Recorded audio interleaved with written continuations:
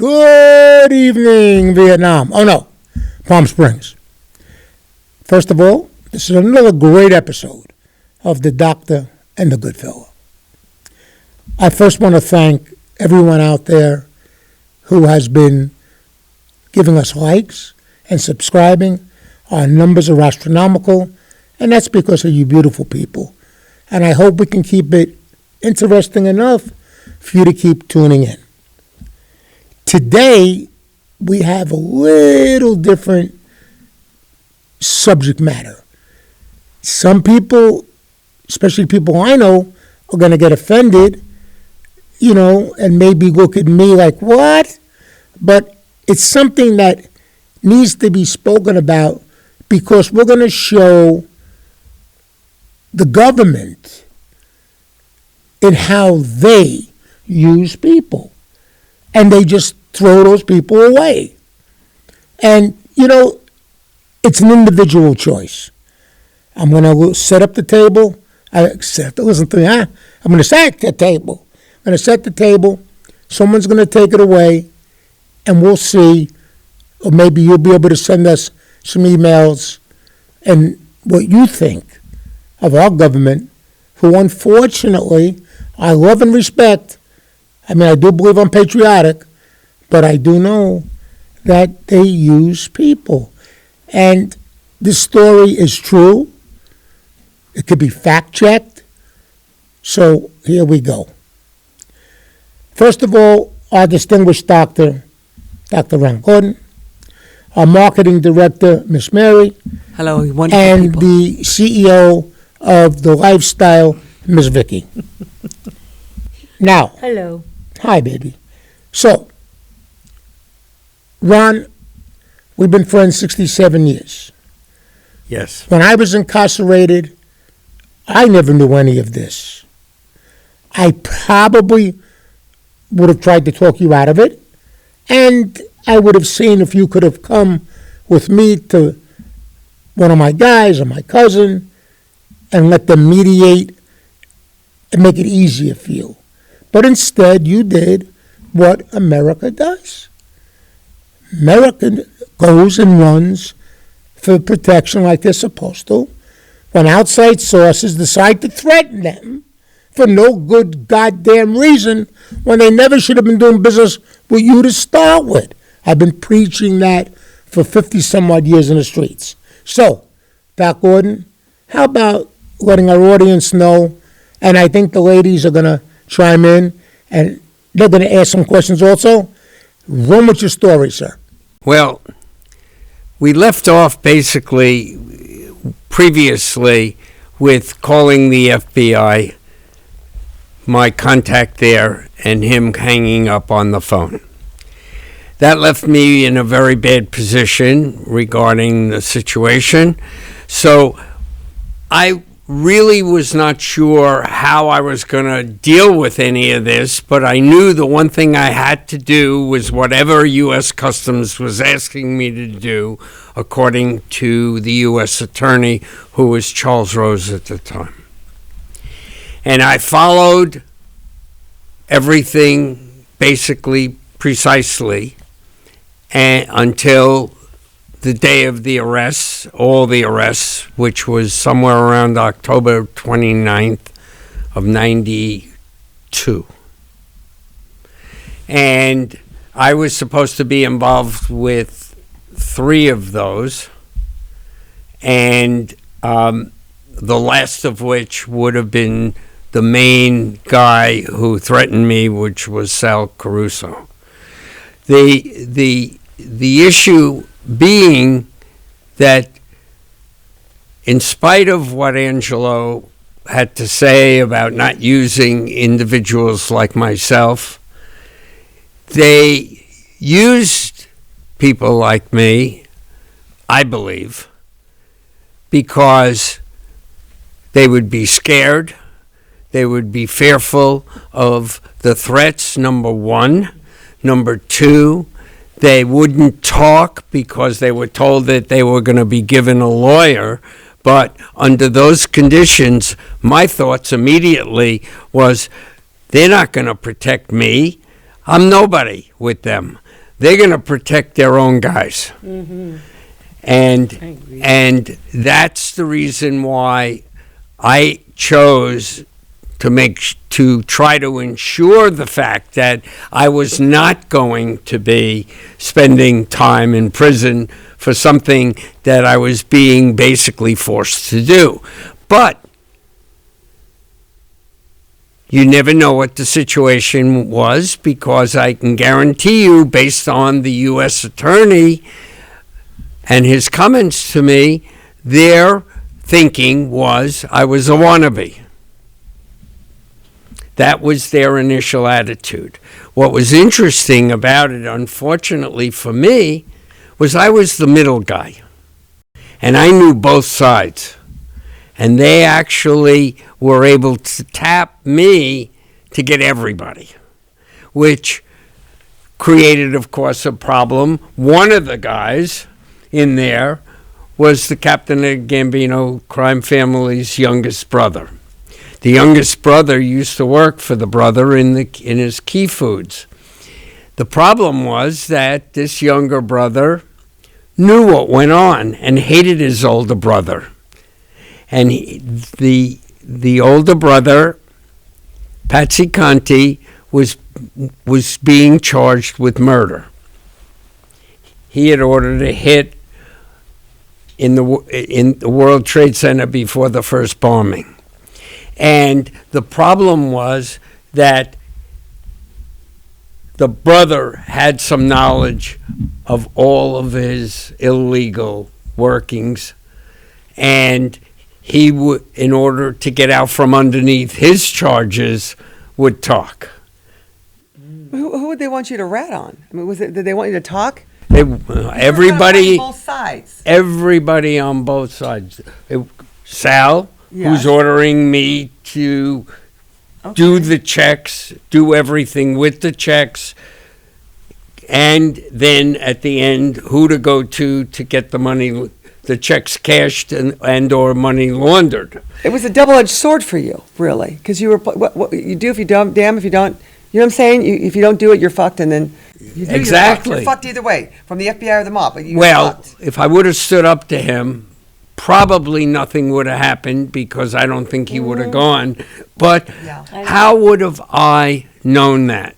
All right. And the worst case scenario would be my whole family would be screwed if my wife ever found out at that time, and that I refused to do it, and he went to Patsy Conti, and my father-in-law was beat up or killed or something like that. And I knew that they were capable of doing that. I mean, and especially after the arrests, that's when they ordered the hit on me. And who'd they order? My father-in-law. Your father-in-law wasn't good to you. Remember, you didn't like him for some reason. He did something wrong. Well, he would have killed him. That's pretty wrong. That's messed up.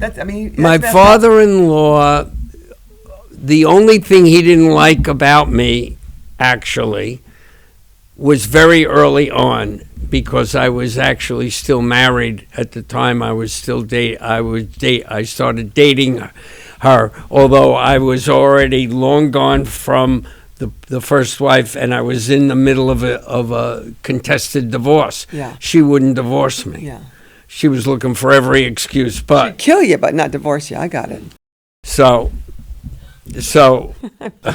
I know I was an ex-wife. I'd rather kill him than divorce him. So that was the situation. Well, after the arrests and everything, I ended up, I'm not going to go through the specifics because it's actually long, but I ended up on Governor's Island from the beginning of November until February 26th.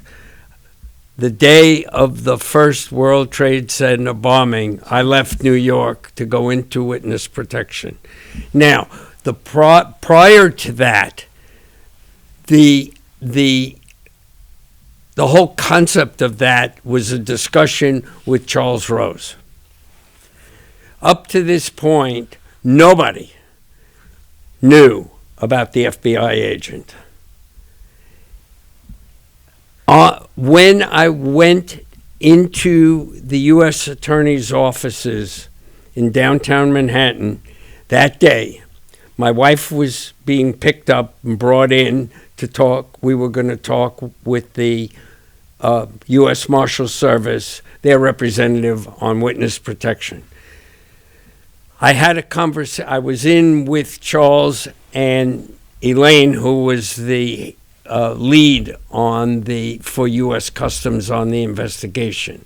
She ultimately became a U.S. attorney. But with that in mind,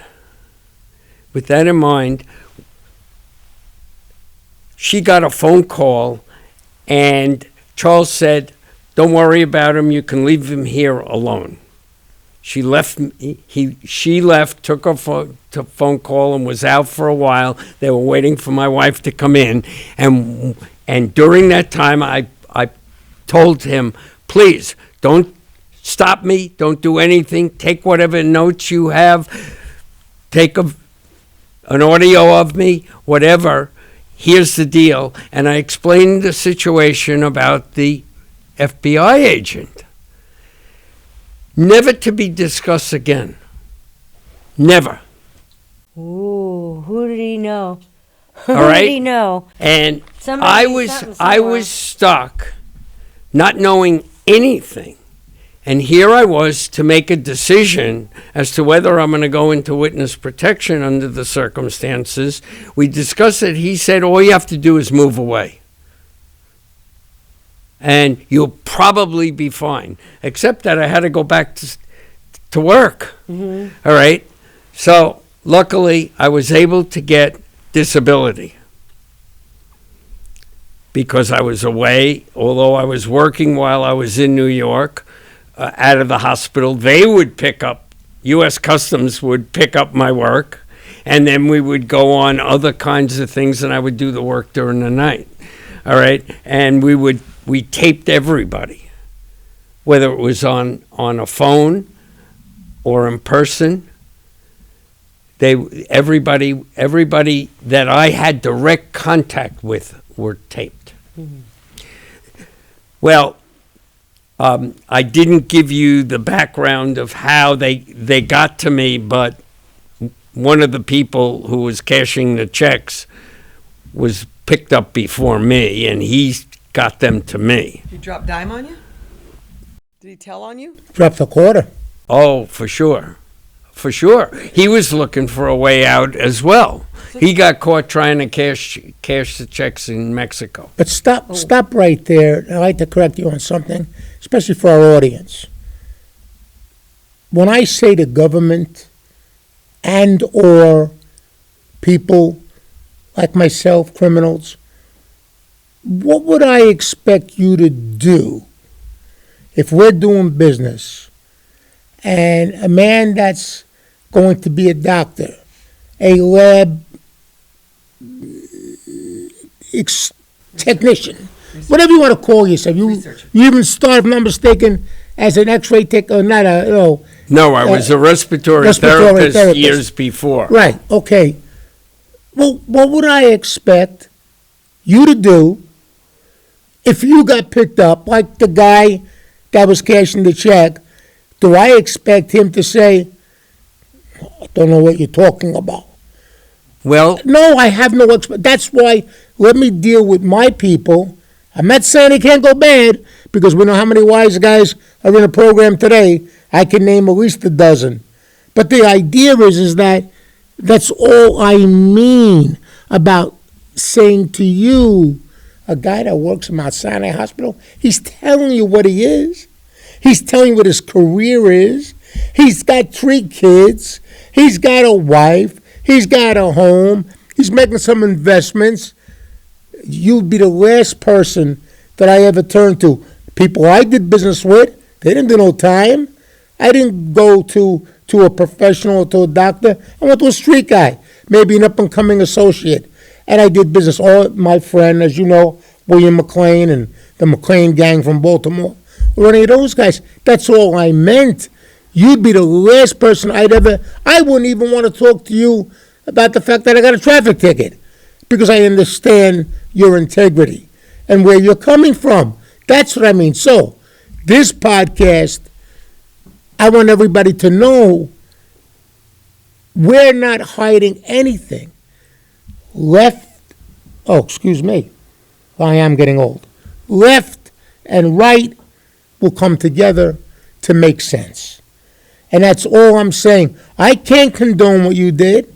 Obviously, I'd be hypocritical, wouldn't I? Yes. I'd be like, oh, yeah, good boy. That's pretty good what you did. How many guys went to jail? How many are dead today? Blah, blah, blah, blah. But wouldn't even be upset with you. Because what would they expect? Tell me, what did you think when you were going to do this? What did you think would happen if you got caught? Well, I figured that ultimately, if I continued, I would get arrested and I would get put in jail. You know. I knew it. But the only reason I was willing to do this was to protect the family. All right, because there was no way out for me, because every time I would say, I'm not doing this, he would threaten me. All right, that there was no choice. All right, and that was the situation. And he, at some point, thought he was being followed. He didn't know that he was also being taped, but he thought he was being followed, and he made very clear to me, you say nothing, and we will get an attorney in to protect you. Oh, yeah, you'll only get 10 years, which is not bad. Yeah. Don't you wish you'd have married somebody else? That's a horrible father-in-law. I thought I had a bad one. No, my father-in-law actually was not involved in any way, really. He was being used as a threat. I get that, but then All right? And I'm pretty sure that he very well knew that that was the case, because he was never an earner. He never made money for the mob. He was a butcher for the Contis in their supermarkets. When he first started with them, he was involved with the family from the get-go, because he came over with that group of people, and he had friends that were there, and he married Patsy Conti's mother's goddaughter. Wow. okay, well then. See, they keep All everything right, locked up. so they were all together.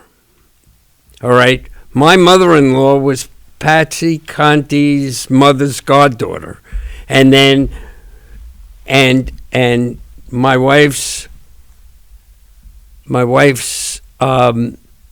godmother was Patsy Conti's sister.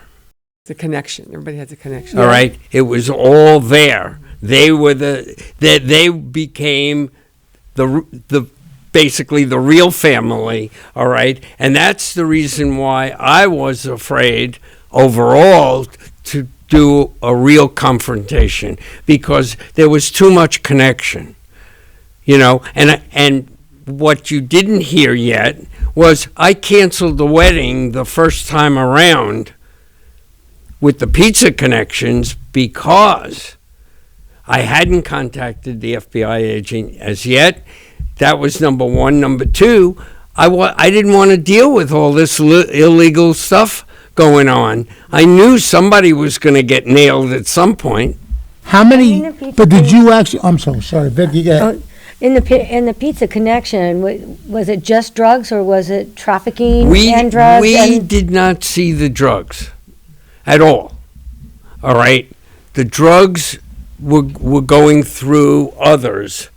All right? Like a We were on the money laundering end of that. buy the How drugs. do you get... To buy the drugs. But No. The money No, the After money the they drugs made, came right. after they So what are they paid for gonna the do with that drugs. money?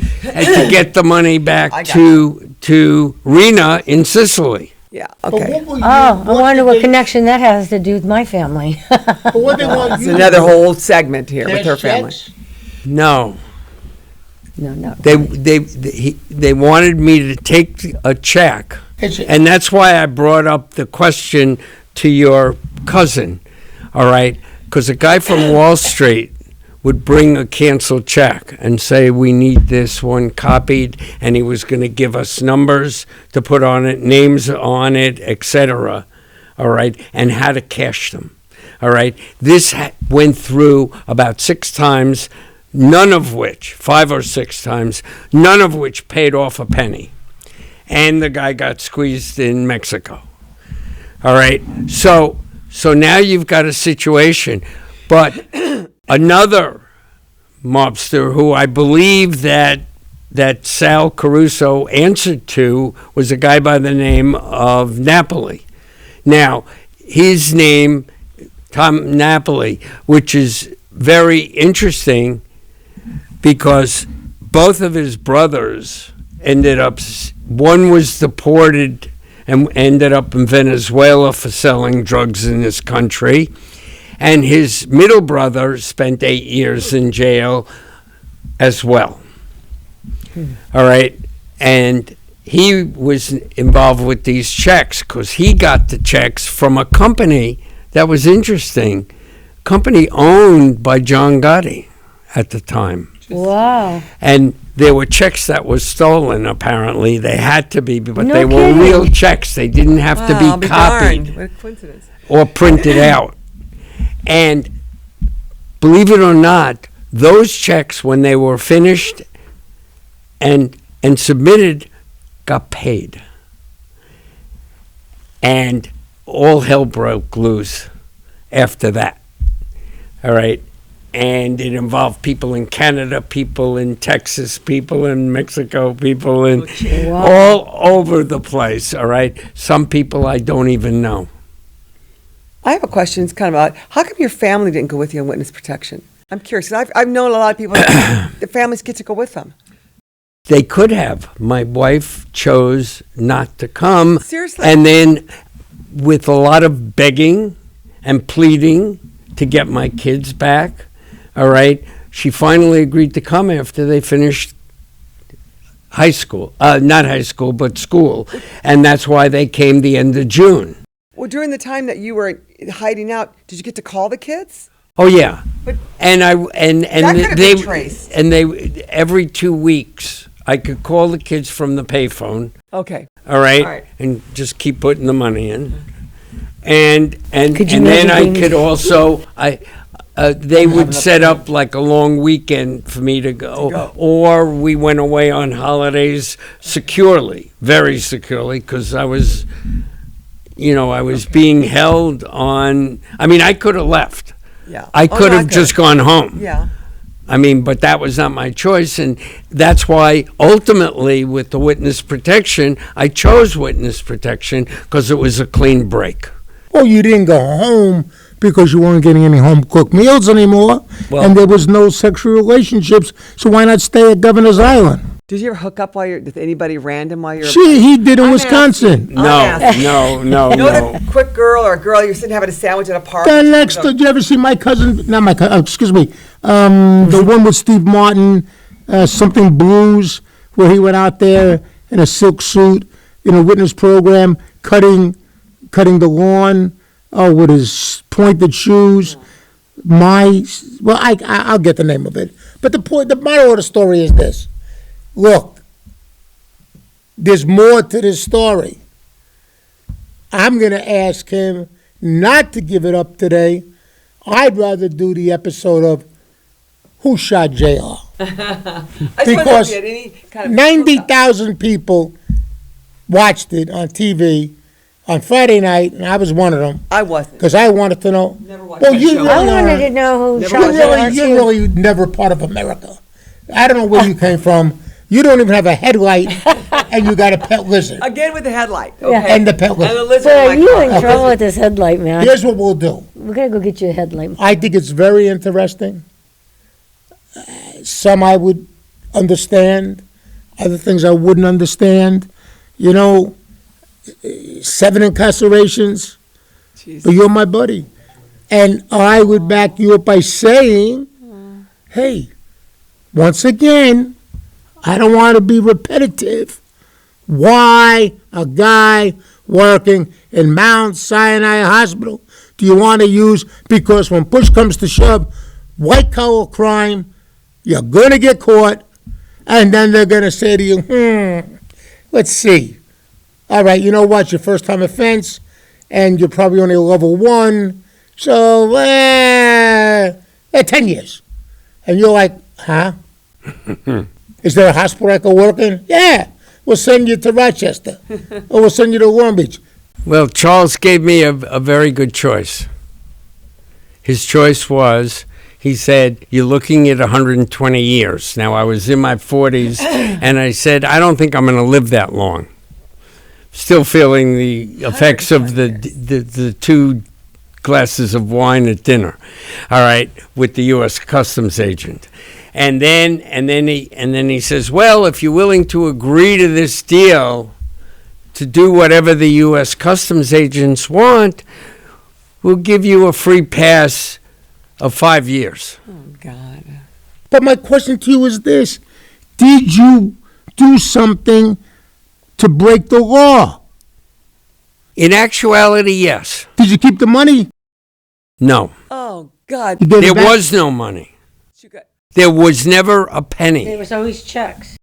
Those checks, people, Got away other with nothing. people got the money. Then we're going to But do it never came back to the original people. So you went Then through, let's leave you went them. through, wait a minit, you went through all that and got no money hidden in a wall or anything. Nothing. People- Not a Hey, penny. guy. In a wall. He's got money hidden in all kinds of places. Oh, get your fucking headlamp in your car. All right. Look, here's what we're going to do. I want to leave yous out there. I want to thank everybody for tuning in again to another episode of The Doctor and the Goodfella, right? Having our marketing young lady here with us, Miss Mary, the definite, don't want to bullshit you, CEO, Of the lifestyle. CFO, and COO of the lifestyle. Yes. Tune in. What did he say? Next week. Like and subscribe. Thank you. Thank you to our guest. And thank you, Dr. Gordon. I know that they're going to be interested or should be interested to hear what I know when you know I know damn well you fuck the next door neighbor in Wisconsin. Okay. Thank you. Well, that's I knew you did. I knew you did. that's